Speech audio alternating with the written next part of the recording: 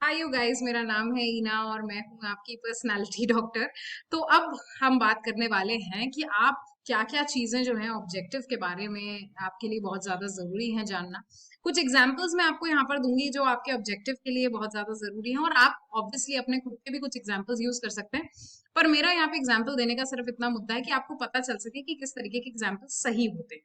Okay, एक बात ये हो गई। दूसरी बात ये कि मैं यहाँ पर कुछ इंपॉर्टेंट रेलेवेंट टिप्स दूंगी if possible by the end, कि मैं उन टिप्स के बारे में आपको बताऊं कि क्या क्या चीजें पॉसिबल होती हैं, क्या क्या चीजें सही होती हैं रेज्यूमे के लिए, कीवर्ड्स की क्या इंपॉर्टेंस है, क्या चीजें हम आगे सोचते हैं, एक एचआर सोचता है। सारी चीजें हम जो है यहाँ पर अभी फिर से डिस्कस करने वाले हैं। पर मेक श्योर अगर आपने अभी बाकी पार्ट्स नहीं देखे हैं तो आप डूज से गो थ्रू करें कि क्या चीजें are the dos for resume, क्या चीजें डूज मतलब जरूरी है, डोंट्स मतलब जो जरूरी नहीं है, उन चीजों को जरूर देखें। पहले पार्ट में ये भी चीज मैंने बताया कि क्या चीज है जो इंटरव्यूअर आपके बारे में देखना चाहता है, तो मेक श्योर आप इन सारी चीजों के साथ गो थ्रू करें और मेरे साथ बने रहें मेरे इस प्लेटफॉर्म पे, जहां पर मैं आपको बताने वाली हूँ कि आपके रिज्यूमे के बारे में। और इससे पहले हम जो बातें कर चुके हैं, advanced HR questions, normal HR questions यानी कॉमन एचआर क्वेश्चंस हो गए, उसके बाद प्रेजेंटेशन के बारे में चर्चा कर चुके हैं, बॉडी लैंग्वेज के बारे में चर्चा करें। तो मेक श्योर कि आप ये सारी चीजें देखें ताकि जिस भी दिन आप इंटरव्यू पे जाएं आपको कोई इंटरव्यू सिलेक्शन से रोक ना पाए। ठीक है, आगे बढ़ते हैं हमारे अगले वीडियो के साथ। और आपका साथ यूं ही बना रहे, बरकरार रहे। मैं आपकी हमेशा धन्यवाद रहूंगी कि आप मुझे इतना प्यार देते हैं, सराहते हैं। आपका बहुत बहुत तहे दिल से धन्यवाद। तो आगे बढ़ते हैं मेरे अगले पार्ट के साथ, जहां पे मैं सीवी के बारे में बात करने वाली हूँ। तो भाई सीवी का क्या कहना है? सीवी ये कहना है भाई कि हम बात कर रहे हैं आज ऑब्जेक्टिव के बारे में। क्या चीज है जो आपको सोचना है जब आप एक ऑब्जेक्टिव लिखना चाहते हैं? ठीक है, जब आप एक ऑब्जेक्टिव लिखते हैं अपने लिए तो क्या चीजें ऐसी हैं जो सामने वाला देखना चाहता है और सामने वाला सुनना चाहता है? सबसे पहला, what do you think before you are writing an objective? मुंह उठाया और अपन ने गोदना शुरू कर दिया ऑब्जेक्टिव, ऐसा नहीं होता।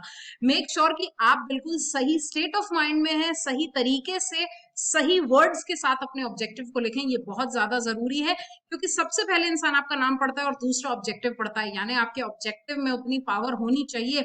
अगर आपके नाम में नहीं है, अगर आप रजनीकांत नहीं है, तो आपके नाम के नीचे का जो ऑब्जेक्टिव है इसमें कोई खास बात होनी चाहिए, तो सामने वाला रुकेगा, वरना ना रुके। ठीक है ना? So make sure that first of all you know your self. सबसे पहले नो हु आर यू, आप किस तरीके के इंसान हैं। सेकंड, नो योर स्ट्रेंथ, आपकी स्ट्रेंथ क्या है, आपके आपकी ताकत क्या है, ये सब चीजें जानना बहुत ज्यादा जरूरी है।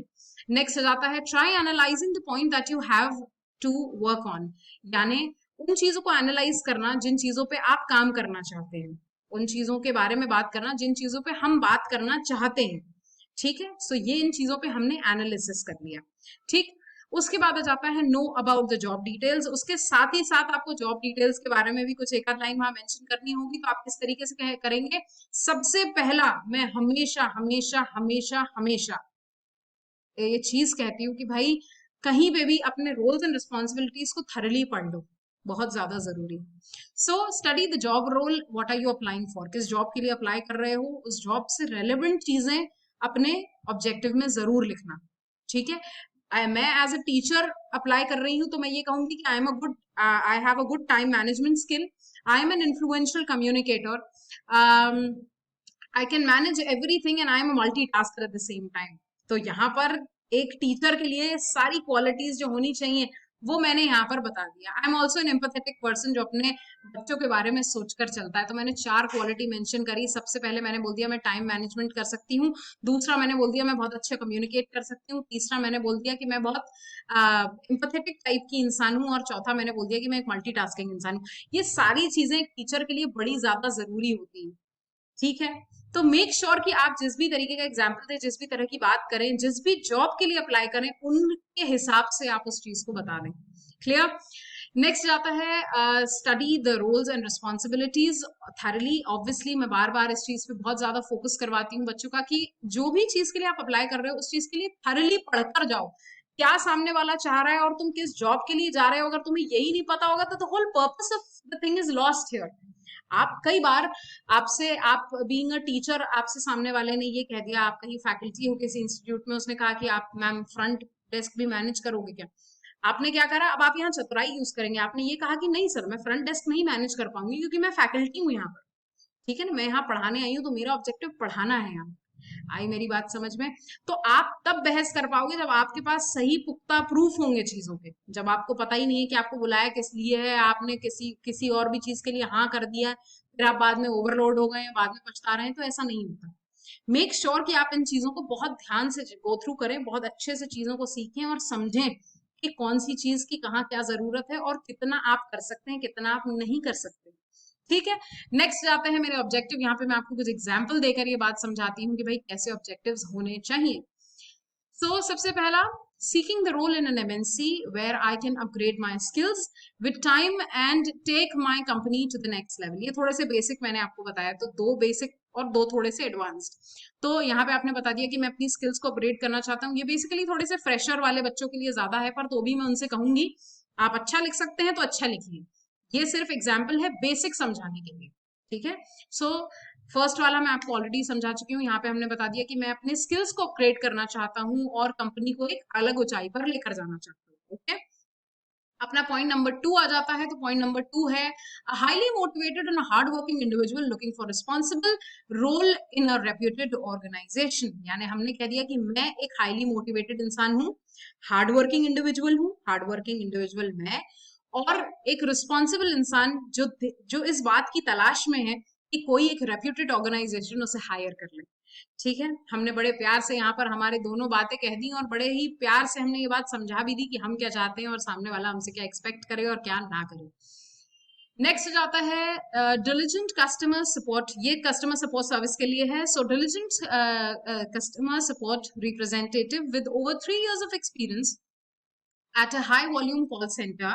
ये एक एक्सपीरियंस इंसान के लिए, ये दोनों फ्रेशर्स के लिए था। सो diligent customer support representative with over 3 years of experience at a high volume call center, seeking to leverage fast paced work ethic and top rated customer service to help DHL grow and meet the future demand as the new delivery deliver।